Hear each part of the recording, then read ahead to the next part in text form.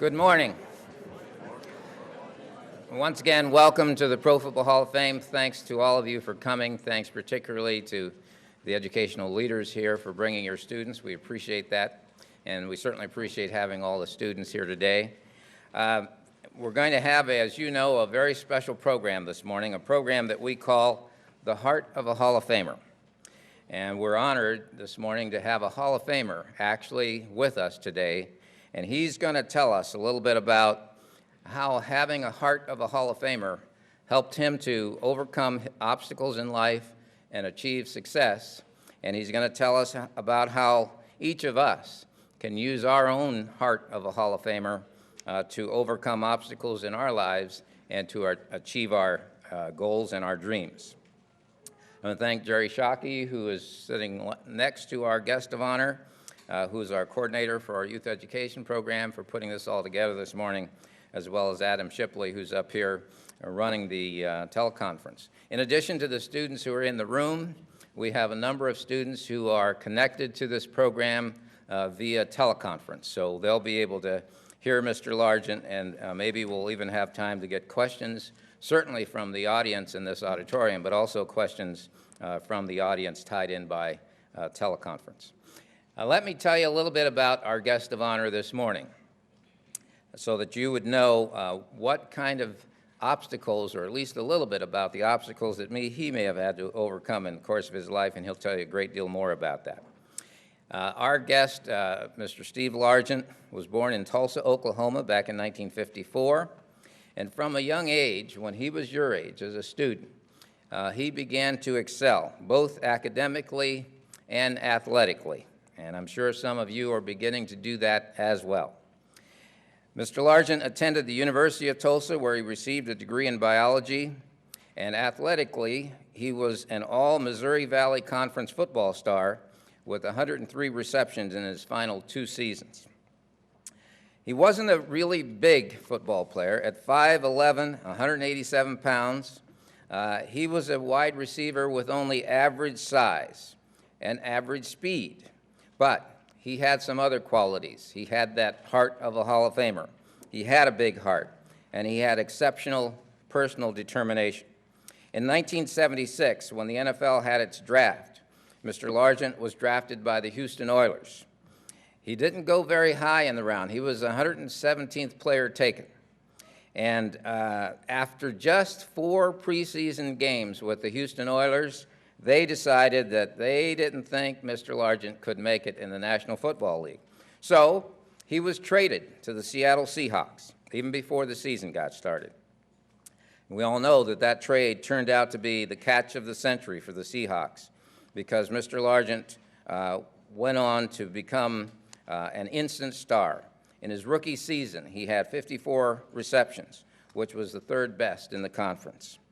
Mr. Largent also went on in the course of his career to become the NFL's most outstanding pass catcher during his 14 years career with the Seattle Seahawks from 1976 to 1989. At the time he retired, he held 6 major pass receiving records. For example, at that point in time, he had most receptions, 819. He had most consecutive games with a reception, 177. He had most yards on receptions, 13,089. Most touchdowns with receptions, 100. Most seasons with 50 or more receptions, 10.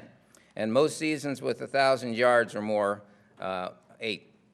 So you can imagine how the Houston Oilers might have felt at that point and saying, we had that guy on our team and we traded him away. He became one of the most outstanding players of all time. Mr. Largent was also an all-pro choice in 1983, in 1985, and 1987. And he was also named All-Conference 3 times and selected to 7 Pro Bowls in the 10-season span between 1978 and 1987. And again, I'll just emphasize, he did all of this. He had all of these outstanding achievements when he was a receiver who the Houston Oilers and probably a lot of other people thought was too small and too slow to achieve his dreams in the pros. Now, after he retired, he continued to do outstanding things. For example, from 1994 to 2001, Mr. Largent served our country as a member of the United States House of Representatives representing Oklahoma. While in the Congress, he was the Vice Chairman of the Energy and Air Quality Subcommittee. He also served on the Telecommunications Subcommittee, the Oversight and Investigation Subcommittee, and the Environment and Hazardous Materials Subcommittee. So you can tell from the assignments he had in Congress, he wasn't just an athlete, he was an academician as well. His 7-year voting record in the U.S. Congress reflects consistent support for lower taxes, less regulation, and strong free markets. Now, after serving our country in the U.S. Congress, Mr. Largent managed his own advertising and marketing and consulting firm, where he worked with numerous Fortune 500 companies around the country, and in addition, he served as the Midwest Chapter Executive Director of the Wheelchair Foundation, just a small indication of how he has also given back to his community. In 2003, Mr. Largent became the president and CEO of CTIA, the Wireless Association. He was inducted into the World Sports Humanitarian Hall of Fame in 2006. And I could go on and on and on about the accomplishments that he has had off the field since his football days. Before I bring Mr. Largent to the podium, I'd like to show you just a brief video. Some of you may or may not remember his football playing days, and so this video will bring back those memories. Steve Largent was drafted 117th overall by the Houston Oilers in 1976, and then traded to the Seattle Seahawks. He played 14 NFL seasons and retired as the league's career leader in receptions, yards, and touchdowns. He was selected for 7 Pro Bowls and missed only 4 games with injuries in his first 13 seasons. The Seahawks created the Steve Largent Award, presented annually to the player who best exemplifies Largent's spirit, dedication, and integrity. Now, there's just one other very important item of information I want to pass on to you about Steve Largent's football career, and that is that in 1995, Mr. Largent earned the highest honor that a professional football player can ever achieve when he was enshrined in the Pro Football Hall of Fame right here in Canton, Ohio. Ladies and gentlemen, I want you to please welcome a Pro Football Hall of Famer and former member of the U.S. House of Representatives, the Honorable Mr. Steve Largent.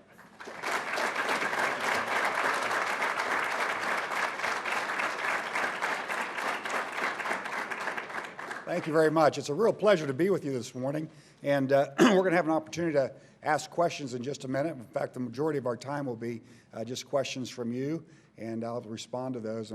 I'd like to answer any questions you have about some things that Steve mentioned, but I want to say what a pleasure it is for me to be here with you. I am going to follow the 5 B's of effective public speaking. And if you don't know what the 5 B's are, you might want to write these down. They are, be brief, brother, be brief. Okay? Everybody got that? I'm going to follow those 5 B's today. Actually, I learned that lesson in a very painful way. I was just elected to Congress in 1994 to serve the 1st Congressional District, and the first opportunity I had to speak as the new representative from Tulsa was to the Downtown Chamber of Commerce in Tulsa, Oklahoma, which was my home district. And so I took the responsibility. I took a lot of notes, and I was prepared to go give just a great speech at the Downtown Chamber of Commerce. And I went, and I was going through my notes and my speech, and it was going fairly well, I thought. And I got about halfway through it, and a gentleman in the middle of the crowd, it was a luncheon setting, there was probably 300 people there, a gentleman in the middle of the crowd stood up and headed to the exit. And I was about halfway through my speech, and so this is Tulsa, Oklahoma, and so I just said, sir, where are you going? I'm not through with my speech yet. And he was a little taken aback, and so he turned around to me right in front of the whole crowd could hear him. He said, I'm sorry, Congressman, but I've got to go get a haircut. And I was a little offended by that. I said, well, couldn't you have gotten a haircut before you came? He said, I didn't need a haircut before I came. So I learned that lesson in a real powerful way, so I'll try to be brief today. I would tell you that in my experience, both as a professional athlete, as a member of Congress, as a businessman, that I have seen that no team, no political party, no business can possibly succeed without one really critical element, and that element is leadership. leadership is so crucial to the success of any organization, any political party, any professional football team, for sure. But you know, the libraries and Barnes and Nobles and all sorts of places are filled with shelves of books that teach you about leadership. But why is it, with all the material that's out there that teaches about leadership, why is it that we see so little of it? Why is it that we see so little of true, inspiring, and real leaders in our culture today? Allow me to offer just my own brief description of what I believe it takes to be a leader. I really think there's three essential qualities to make a leader. In 1994, General Norman Schwarzkopf, who was the hero of Desert Storm, he just resigned his commission. He was doing some speeches around the country. He came to speak in Tulsa, Oklahoma, which is where I was now representing the people of the 1st Congressional District. And he came to my hometown to speak, and he was asked a question immediately following his speech. They said, "General Schwarzkopf, what's the problem with the leadership in our country today?" And I'll never forget General Schwarzkopf's response. General Schwarzkopf said, "The leadership problem in our country today is due not to a lack of competency." He said, "We have competent leaders, but it's due to a lack of character." And I believe General Schwarzkopf hit the nail right on the head. If you want to be a leader, you have to have strong character. Oliver Wendell Holmes was a Supreme Court justice in the 20s. He said it this way. He said, "The things that lie before us and the things that lie behind us are tiny matters compared to the things that lie within us." He was referring to your character. Things like trustworthiness, things like respect, responsibility, fairness, caring, citizenship, the things that you're learning in this program through the Hall of Fame. Those are characteristics of having strong character in your life. J.C. Watts was my fellow congressman in 1994, also a very famous football quarterback at the University of Oklahoma. He put it this way. He said, "Character is doing the right thing even when nobody's looking." That's a real sign of what character is all about. But leaders must have character. Leaders must have character. Secondly, I believe a second important quality to a leader is courage. You know, we see great examples of courage every day on the television today, from Afghanistan, from Iraq, from our military troops, showing great courage in really dire situations. One of my favorite people from history is Winston Churchill. Churchill was 5'8", 210 pounds. And it was Churchill who stood in front of the German Luftwaffe that was bombing England on a daily basis every night. He said, "We will never, never, never, never, never give up." You talk about courage for a man to say that in the face of that onslaught that he was facing. It was Churchill who also said, "Victory is not final, defeat is not fatal.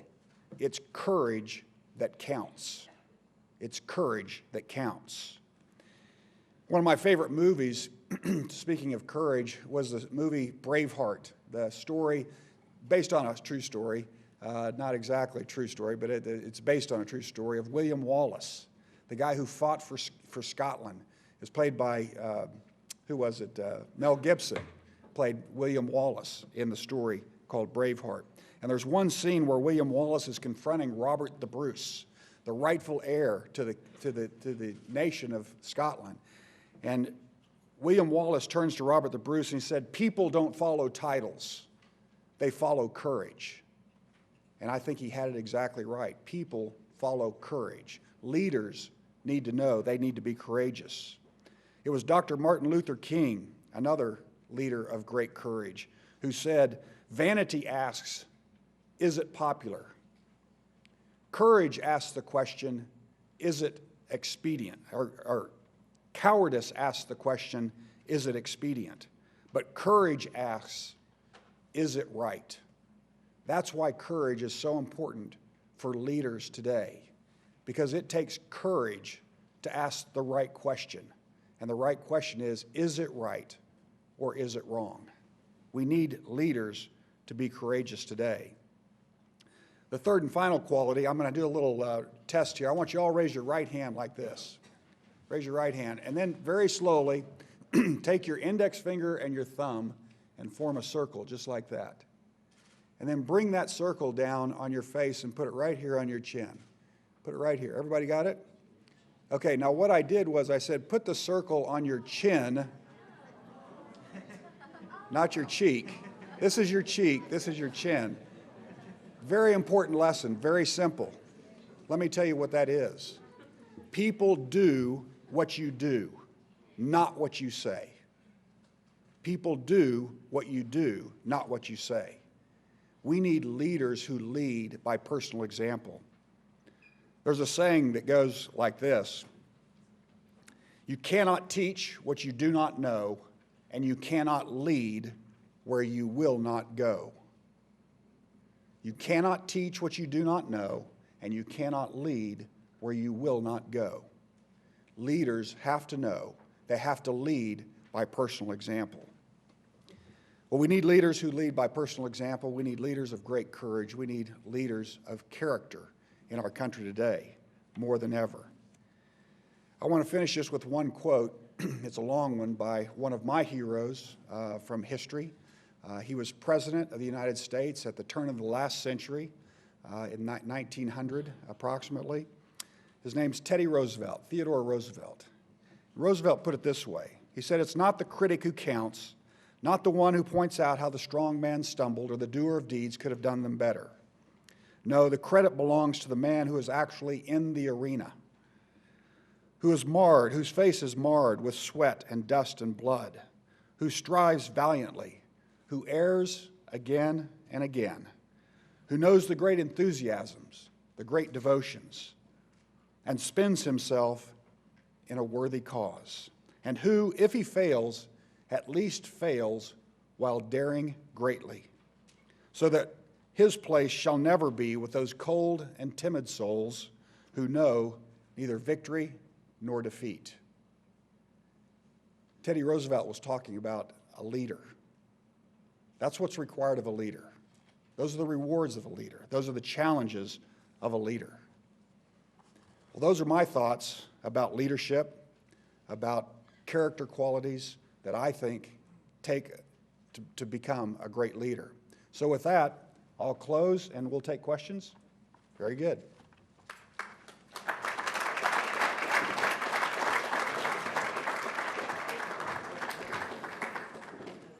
Now, Mr. Largent, I be brief, brother, be brief. So how's this? Questions? Is that brief enough? So let's give him another round of applause.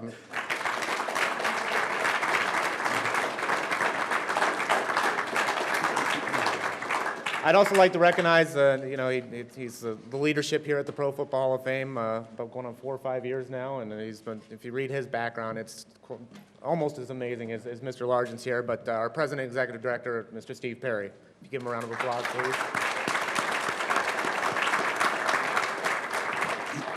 I would like to recognize a few individuals as well as the schools that are participating, not only as a live audience, but schools that are tuning in through video conferencing technology. First of all, Mr. Perry already recognized him as well, but he does a lot of work behind the scenes and doesn't really get the credit for it, but that he deserves. It is Adam Shipley from our educational staff. So all you students that are tuning in and watching this through video conferencing, if your camera angle goes crazy or something like that, yell at Adam, not me.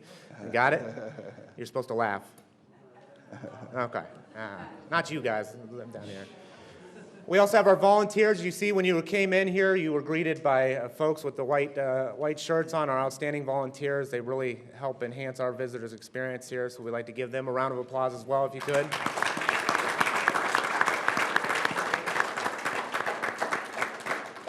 And then lastly, the real stars of the show, and that's all you folks. We would like to thank the teachers and administrators that came in. It's a lot of arrangements, even for field trips today, to make this happen. So we appreciate all of you, and I'd like to recognize the schools that are participating in this morning's program. And you can feel free to, when I call upon your school, to feel free to show a little school spirit. If you want to give a scream or a yell or whatever it is, you can feel free to do that. First of all, do we have Akron East, Akron, Ohio? That was weak. Let's try that again. Akron East.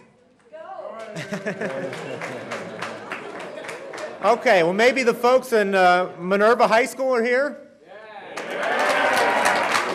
All right, Minerva. Do we have Tusky Valley? Unfortunately, the Ginn Academy was not able to make it this morning. They were supposed to be here, but I know we have McKinley High School here, Canton, Ohio. And then we had two other schools join in as well, Newcomerstown. And then lastly, we have Harrison Central Junior Senior High. I want to say thank you to each and every one of you for participating, but we would also like to recognize, as Mr. Perry already alluded to, is that we have students tuning in from across the country, and we would like to recognize those students for participating here. First of all, we have Post Oaks Middle School in Spotsylvania, Virginia.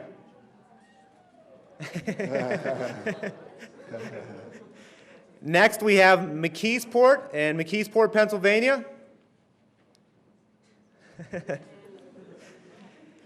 Joining in from Rigby, Idaho is Rigby High School. Thank you, Rigby, for being here. And then last but definitely not least, our friends in Camden, New Jersey at RT Cream Family School. There we go. I want to say thank you for each and every one of you, and start thinking of, we're going to go to a Q&A session here in just a moment, so start thinking of your questions. But before we do that, as Mr. Perry again alluded to, is that the real premise behind this, and we started this last May, is really to focus on, we all know the outstanding achievements on the field of the members of the Pro Football Hall of Fame, but a lot of folks don't realize what it took beyond just the athletic ability. And really, that's who at the core of them are those six core pillars that you guys are studying and reading about and learning about and will apply to Mr. Largent's life here, the trustworthiness, respect, responsibility, fairness, caring, and citizenship. Because it can be said, if most of our Hall of Famers, if their God-given ability didn't really lie in football, that they would have excelled in something else, whether it's being the very best plumber, pastor, whatever that chosen life endeavor was.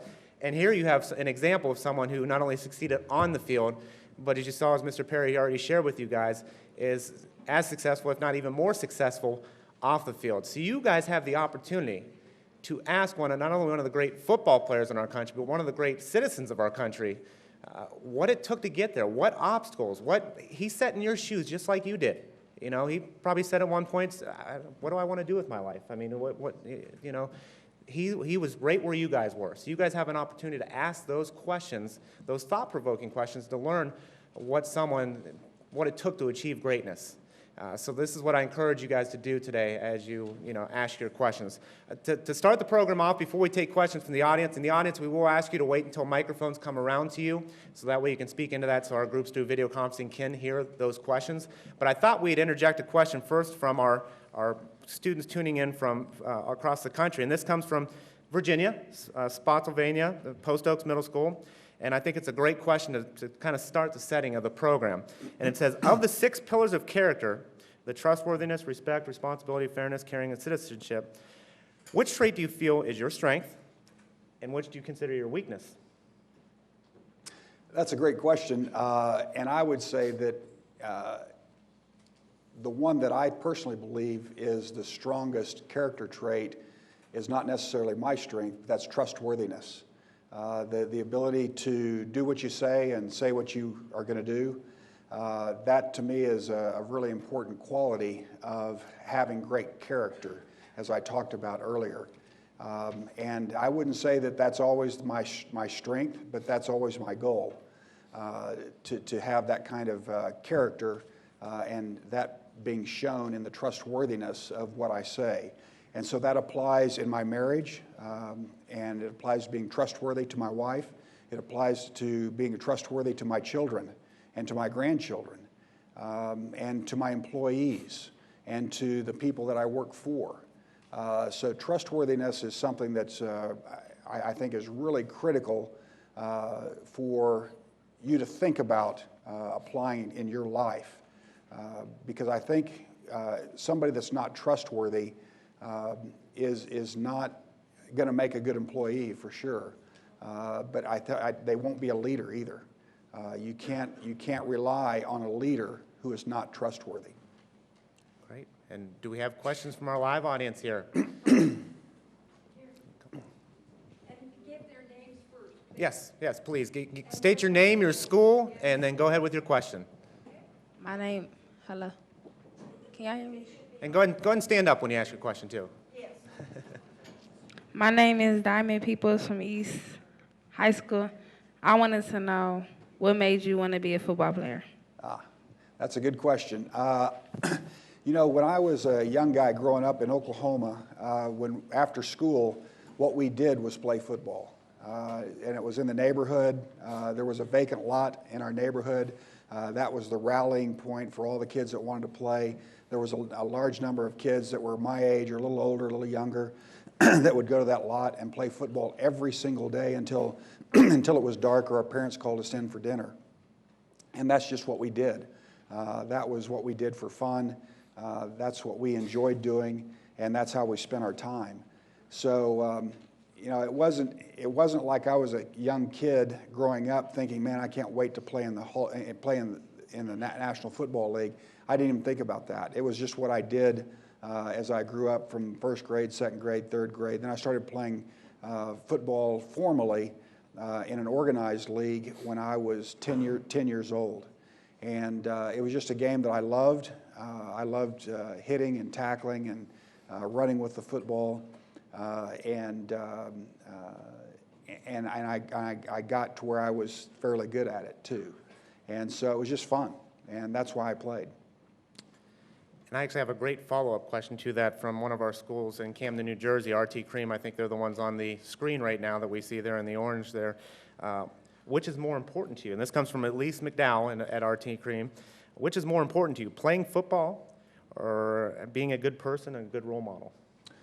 Well, I would tell you that I hope that I was both a good football player and a good role model. But I think, and I think being a good person, a good role model, goes into being a good football player as well. It's not always the case, but I tried to make it the case in my situation. But I would tell you that in our culture today, and when I played as well, that it was more important to me to be a positive example than it was to be a great football player. Because I know how young people, and I have 4 children of my own, look up to professional athletes. And our young people today need models of what it means to be a good citizen, what it means to be trustworthy, of all these character traits that you're studying about today. It's important that you have examples. And so that was important to me in my career and life. I know we had some more hands up out here. Go ahead with your questions. Nick Apiza, Minerva High School. Out of the 3 careers you've had, which one had the hardest decision makings? Out of what? Out of being a football player, a congressman, and a businessman.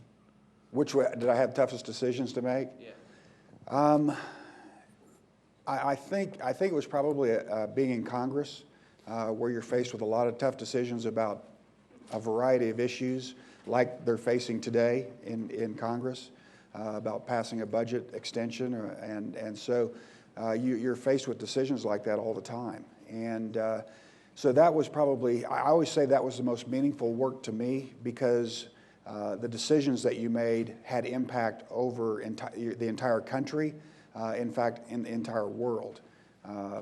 So, you know, that was, you know, what I did in football was fun, and I loved it. And if people ask me which career did I enjoy the most, it absolutely was playing in the National Football League.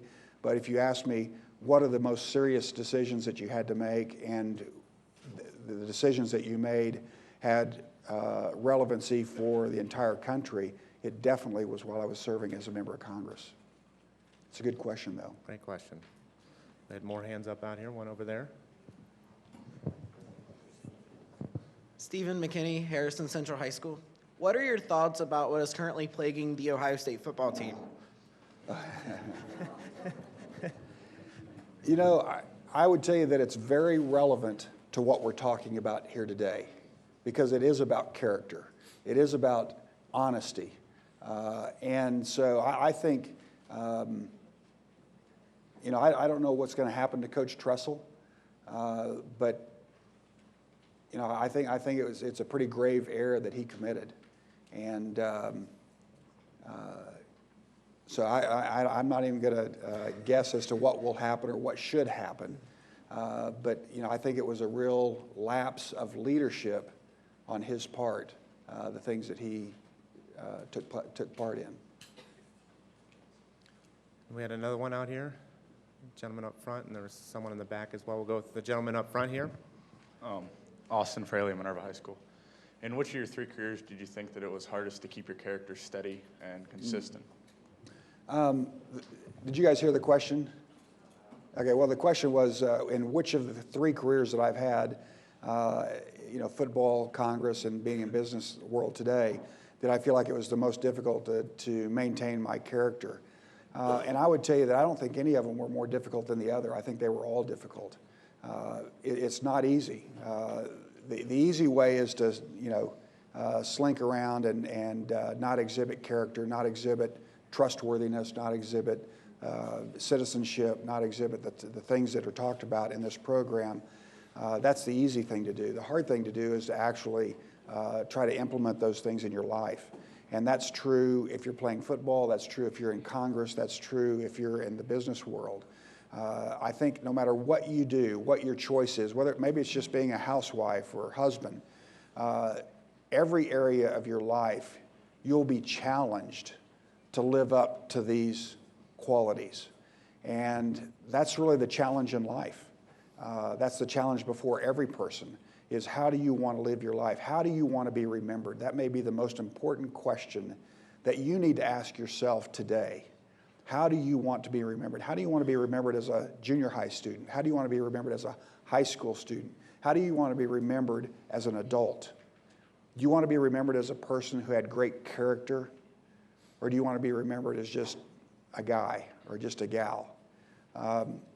I think that it's most students and most people's ambition to live their life in such a way that they're remembered for having certain character qualities in their life. And it's not character qualities like being a drug addict or being a slouch or being a bum. It's character qualities like you're talking about in this program that I think are worthy and are aspirational for anybody. And we'll go to one of our questions. You talk about the 3 areas of his life that he's excelled in: business, politics, and obviously professional football.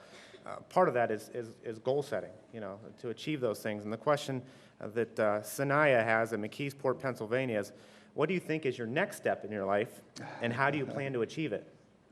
Well, that's a good question. I've never, my life has been sort of a surprise to me.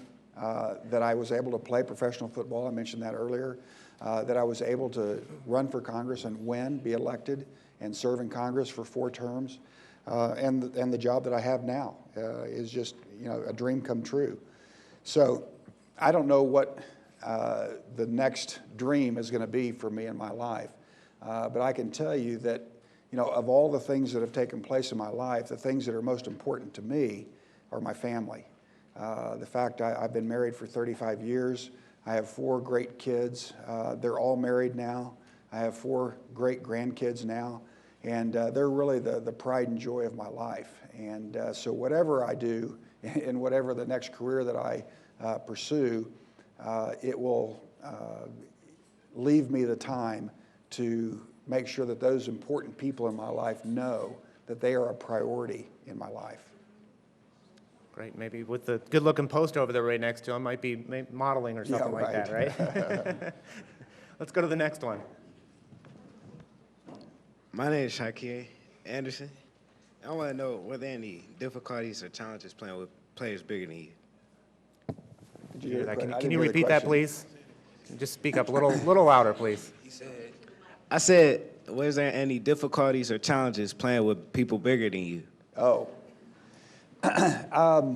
You know, it was definitely a challenge to play with people that were bigger than I was. And there were a lot of people that were bigger than I was when I stepped out onto the field. But, you know, that's where you have to use different abilities that you have, and hopefully my head was one of them, being smarter than the other guy and know when to get out of bounds. But you know, it was a challenge, and I never looked at it as a disability. I always looked at it as a challenge to try to compensate for the fact that I wasn't the fastest or the biggest playing the game, but I could be smarter and just know how to play the game better. And that was true most of the time. It wasn't always the case. I can remember one time we were playing the Denver Broncos, and I was to run a 12-yard post route, which is I'm on the outside and I'm cutting to the middle of the field. And our quarterback, Dave Craig at the time, kind of lofted the ball, which is not how you want a post route thrown. You want something drilled to you so it gets to you before the defender gets to you. But Dave sort of lofted this ball, and it fluttered to me. And just as I put my hands up to catch the ball, the safety at that time was a guy named Mike Harden. And he read the play perfectly and made a beeline straight for me from the middle of the field. So I'm going this way, and he's coming this way. And Mike didn't look at the ball. He was looking at me. And the first thing he did was hit me with his forearm right in the face mask. And it broke my face mask and knocked me out before I hit the ground. I was totally out of it before I even hit the ground. And he was giving high fives to his teammates and stuff. And he got fined $5,000, which was a big fine back then, for hitting me in the head like that with his forearm, because that was not a legal hit. And so, you know, there are consequences to playing football in the National Football League, and every now and then, you know, it happens to everybody. And whether it's an opposing player or whether it's a test you're taking, the obstacles that you guys face, the one thing that set him apart from everyone else is his preparation, and that's what he was known for. He's a superb route runner. He prepared well, and that same thing can, you know, it translates in every facet of life. If you're well prepared, you know, you're setting yourself up to do well, or at least do your best that you can possibly do. Yeah, I would say that's really true. That, and the other thing is you got to know how to get up, dust yourself off, and get back in the game. And I'm not talking about just football. I'm talking about in life, because everybody faces times when you're defeated. Everybody faces times when you fail. And the real mark of a champion, the mark of a leader, is the ability to get back up, dust yourself off, learn from your experience, and keep moving forward. We had one in the back. I'm Allison Snyder from Newcomerstown. Okay, I want to know about your mindset whenever you would get ready for a big game. If you would be like, I'm great and I need to think this way so I can play great, or if it was more of a humble thing, like I need to get better and continually get better. And now that you have all your accomplishments, you have a good reason to have confidence. And what do you do with your confidence versus your humility? Yeah, good question. And I would tell you that I think there were a lot of things that went on in my life that I haven't talked about today. I'll mention them right now. The fact that my parents were divorced when I was 6 years old. My mom remarried. My stepfather was an alcoholic, and that created a lot of problems in our family. There were times when, you know, I went home and my stepfather was throwing bottles across the living room. One time I was home for dinner, living at home, and my stepfather picked up a ham that my mom had just made for our family. He picked it up with his hand and threw it across the kitchen at my mom and bounced it across the kitchen.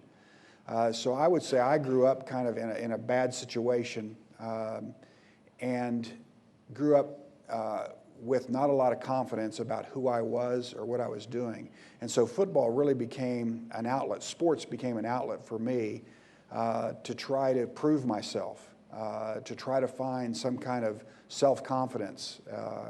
And you know, I would tell you that that's not a good way to live your life, because you shouldn't live your life where if you win, you view yourself as being successful. If you lose, you view yourself as a loser. That's not a good approach, but that was my approach. And unfortunately, there's more and more young people that find themselves in situations like the one that I had today than there were when I was your age. So if you're in the same situation I am, I'm speaking to you right now that what you have to do is you have to have the kind of self-confidence, self-awareness, self-confidence that you don't have to rely on sports to be a crutch for you to feel good about yourself. And so I think that there were a lot of things that people don't know about my life that really led me to pursue sports, and I did it effectively, but not with the right goal or the right motivation. And it worked for me, and I was able to build strong character from the experiences I had in football and from my friends and from my family.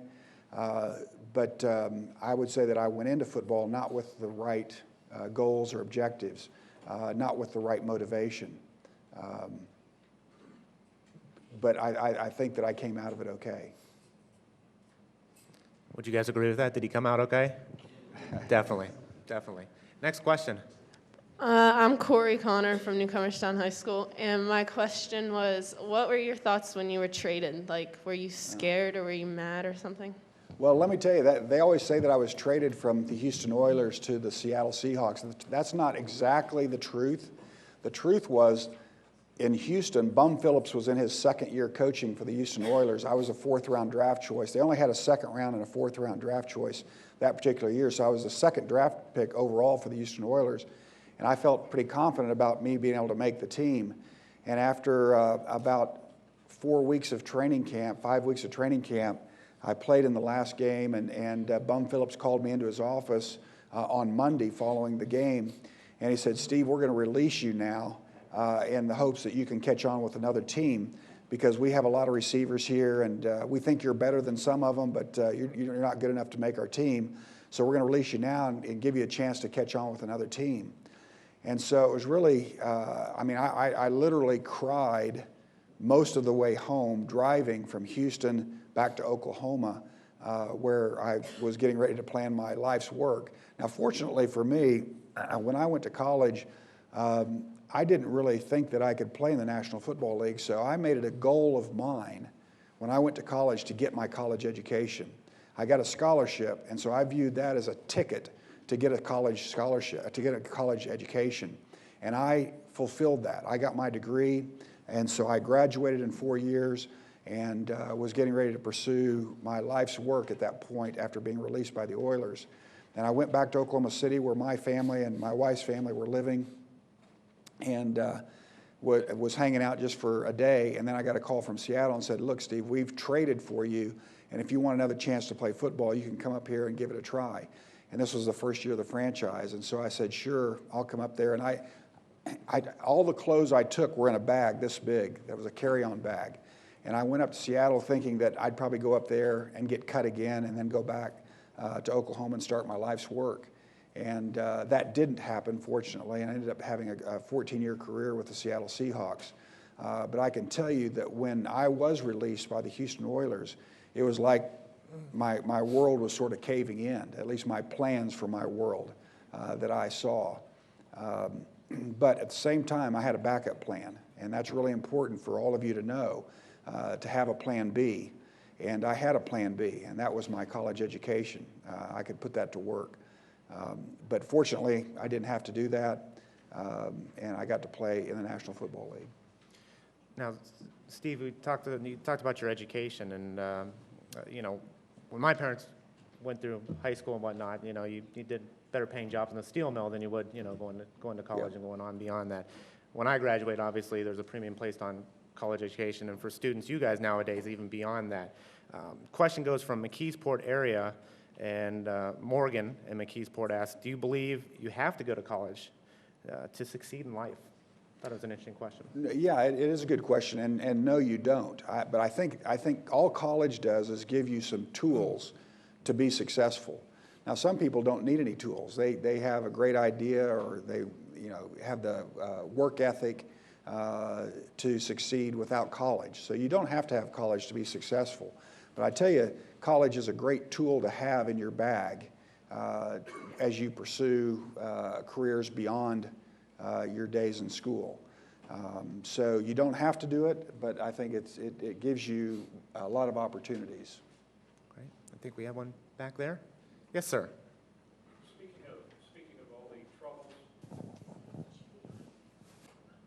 Speaking of all the troubles that you had growing up and then getting cut, what were some of the things that you relied on, some of the character traits that you felt you had and built on to continue and not just give up and not only survive but be successful and to overcome those obstacles? Yeah, I'd say there were two that come to mind right away, and thank you for that question.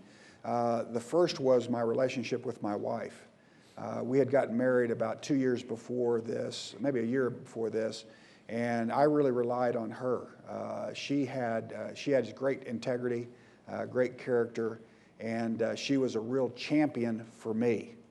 And so that really did help my confidence a lot, having somebody that we were locked in arms, moving through life together. That was really important. The second is my faith. You know, I think that my faith in Jesus really came to play at that particular crucial time in my life. And those two qualities, maybe more so than any other, really played pivotal roles in my life. They played pivotal roles in my life all the time, but particularly at that time, critical time when I was trying to figure out who I was and what I was going to do with my life, that those were really pivotal. Another one? Some here. I'll throw one in here just for a second, and it goes from Camden, New Jersey. The folks that are on the screen right now, I thought this was an interesting question. You know, analyzing yourself.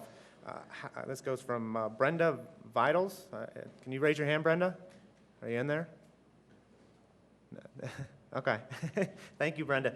How would you describe yourself off the field? I would say I'm a happy person. That I'm kind of a happy-go-lucky guy. I enjoy life, and I typically will have a smile on my face. I enjoy meeting people. I enjoy new circumstances and challenges in my life. So I would say that basically I'm a happy person, and I love life, and I love people. Okay, we have one right up. Yes, sir. DJ Mara from Minerva. I'm interested in growing a business, and I'd like to know how you eventually worked your way up to being a CEO, and how football may have helped you along with business in the business field. Yeah, well, that's a great question. The question was, if in case you didn't hear it, was how did my life in football and politics prepare me for life in the business community? And it really did, because I'm in a business, the wireless industry. So that's everybody. How many of you have a cell phone? Yeah, most of you. Well, that's the industry I'm in. So I represent all the companies that are in the wireless phone business. So AT&T, Verizon, T-Mobile, Sprint, all those guys, U.S. Cellular, they're all in our association, and I represent all of them before Congress, before the FCC, before the president, before all the state bodies that regulate the industry. And it's very, very hyper-competitive. And I am a very competitive person. So it's a good fit to talk about the things that made me successful as a professional athlete are the same things that make these companies successful in business. You know, always trying to have an edge, to compete fairly, and to compete vigorously. Those are things that, you know, I did from playing football when I was in first or second grade through professional athletics. And so I think that, you know, kind of my life path was a logical sequence of events that led to leading this trade association.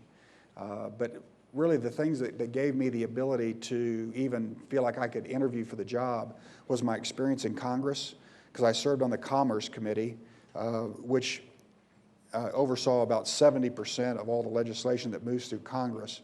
And the one subcommittee of particular interest to this business was the Telecommunications Subcommittee, and I served on the Telecommunications Subcommittee as well. So I was very aware of the issues of the industry. And so that was the piece that really allowed me to go and interview and be accepted as the president and CEO of the trade association. I've been there now. This is my 8th year.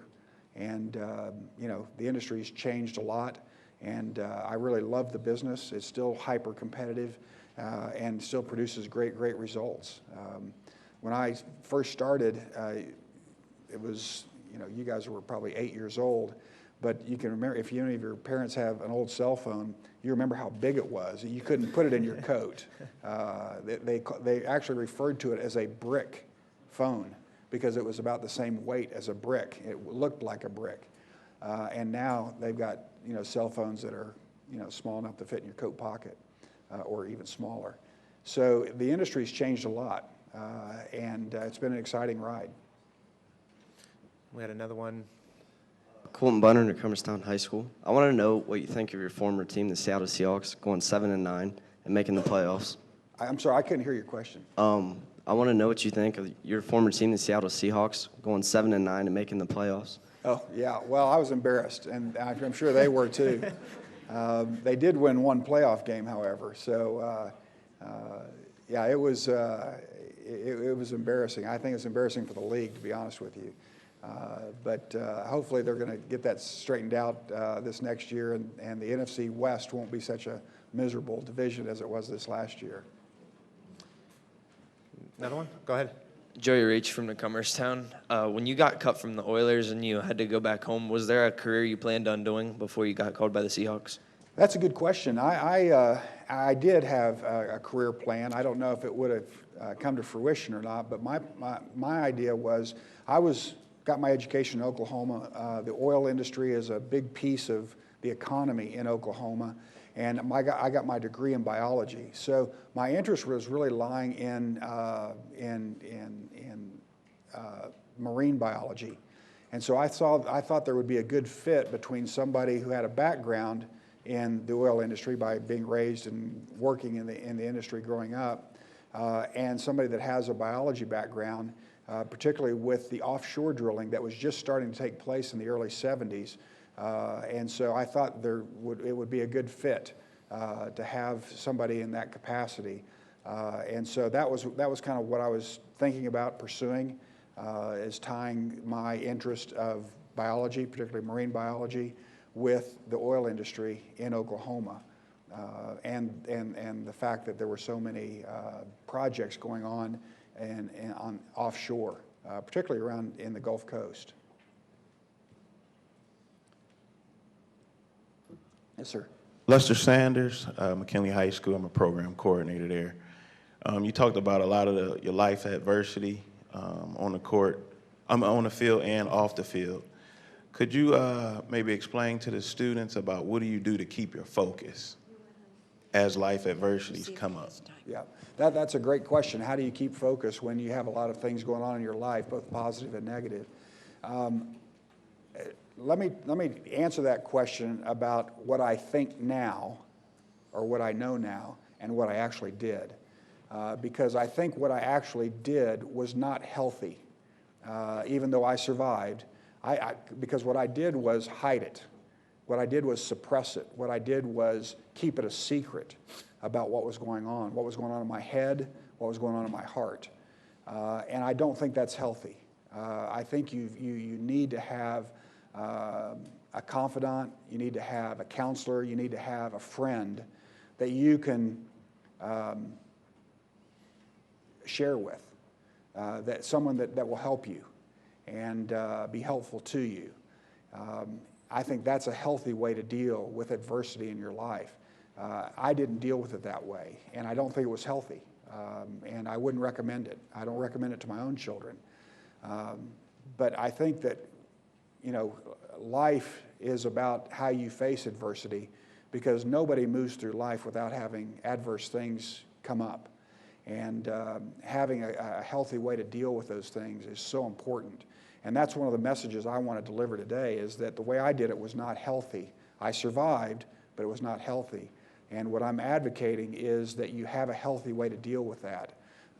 And I would tell you, if I could just play your counselor for a minute, that one of the things that I've learned since going through all this stuff in my life is the ability to reconcile is so important. Even when I mean, the typical way you have reconciliation, you've heard that word before, the typical way that we deal with reconciliation today is whoever is the most wrong, it's incumbent upon them to apologize first. So if your dad does something to you, your mom does something to you, your brother does something to you, and they're 80% wrong, maybe 90% wrong, and you're only 10% wrong. You did something, but it wasn't a big deal. Then they came and they jumped on you and did something really bad. They're 90% wrong, you're 10% wrong. Well, the equation that we work out today in reconciliation is that the person who's 90% wrong or 80% wrong or 70% wrong, it's their responsibility to apologize first. Then you can apologize for your little thing that you did. And I would tell you that that doesn't work.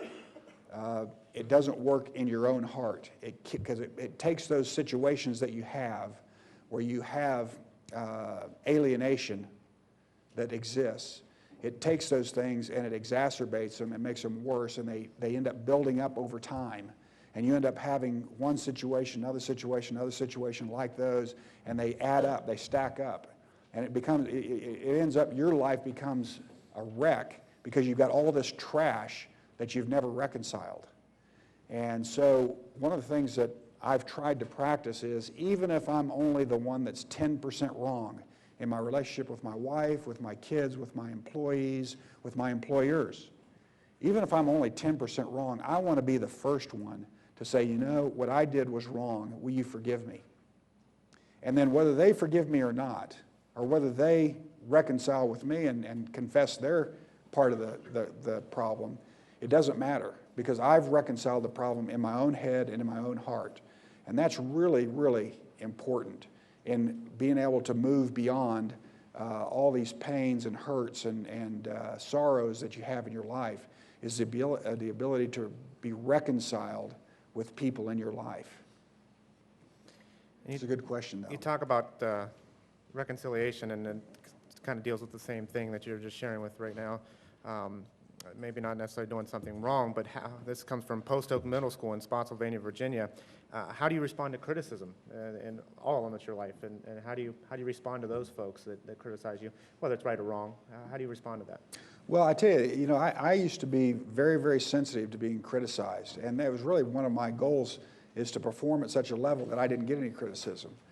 But you have to know that some criticism is really helpful, even if it's not meant to be helpful. Maybe it's meant to be critical of you, but if you take it to be constructive, you can use it and improve your life from that situation. Now, some of the criticism that you get, the kind that's not useful, is the kind of criticism you get from people that have hurt or anger or pain in their own life, and they're going to put it on you. And sometimes you just have to realize that that's an issue that they have, and that's not your problem. But when people give you constructive criticism, if you take that and use it and listen to what they're saying, and then evaluate what it is that they're being critical of, and just see for yourself, you try to look honestly at your life and see if there's some legitimacy to the criticism that you're receiving. And then if there is legitimacy to the criticism, then trying to first apologize for that issue, but then trying to improve that area of your life is really, really important. And that's part of the life process as you move through life, that I mean, it's like a coach. That everybody has coaches in their life. They may not be formal coaches, but people can coach you. And the people that really are successful in the sport of life are those that have coaches that are giving good, positive, constructive criticism, and you're listening to it and responding to it. Do you hear that, students? Those your teachers out there are giving you good advice. Listen to them, right? We got time for about one or two more questions before we conclude the program. We've got one back there and one right up there after that.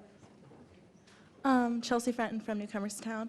I know most of us probably, or some of us, are planning on going to college. I just want to know what your biggest piece of advice would be for us students that are going to be heading to college soon. My piece of advice for you going to college, that's the question. I would say two things. One, enjoy the experience. And I don't think I need to tell that to most college students. I think they go and they actually enjoy themselves too much. But the balance to that is make sure you're serious about your education as well. Get your education. Don't go to college and quit. Complete your effort to get your education. I tell you that, to me, it's about endurance, because college can be really hard. And so you have to endure some things in college. And I think the college experience can be both enjoyable and it can also be hard. And you have to understand that that's life. When you're in high school, oftentimes you can live under the false premise that life is all a bowl of cherries. And it's not. It can be hard and it can be tough. And you get to experience some of that while you're in college. And you have to persevere, you have to push forward, and you have to keep your nose to the grindstone. And that's really, really important. And I think that helps you be more successful if you can have that kind of mindset, that you can have fun, but you also know you have to work. And work can be hard, but that's okay, because that work can teach you some great lessons about life, and those lessons will help you as you move forward. Definitely, and I think part of my college experience, and I saw somebody stand up with who's a Mount Union shirt on back there, I think. That's my alma mater, the University of Mount Union. Part of is important to the academic side for me as a person was the maturation process through college. I mean, I matured so much through that. So it's just as critical a piece was growing up in college a little bit as it was the academics as well. One last one to close, make it a good one. It's the last one of the program. I just want to know, what do you think about McKinley football's high school football team? About McKinley's high school football team? Was that the question? Do you know anything about McKinley's high school football McKinley, team? who's the great rival that they play every year? Massillon. Who won this year? McKinley or Massillon? McKinley? McKinley did. Oh, okay. Well, that's always a big rivalry that you know about in Oklahoma and Washington, D.C. and everywhere else. I don't follow the program that closely to be able to say anything about it, but I know that McKinley has a great, great reputation, and it's up to you guys to keep that reputation going. Great. And are there any other last remarks, closing remarks you'd like to share? I don't think so. I appreciate the opportunity to come and tell you a little bit about my life, and I hope it was at least informational, if not inspirational to you, and I wish you guys the best in your life to come. Thank you. Let's give Mr. Largent a round of applause.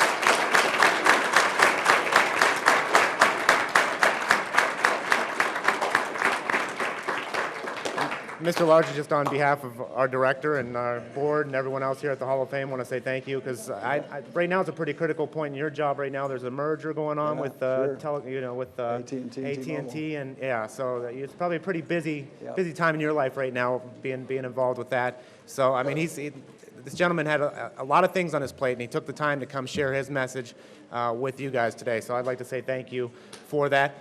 We'd like to thank all the teachers and everyone, all the students, for the great questions here today. I want to encourage everyone to make sure, now that you guys have had the opportunity to hear from Mr. Largent, go up and check out his bust on display upstairs and all the other exhibits as you go throughout the tour. So I want to say thank you, and this concludes our program.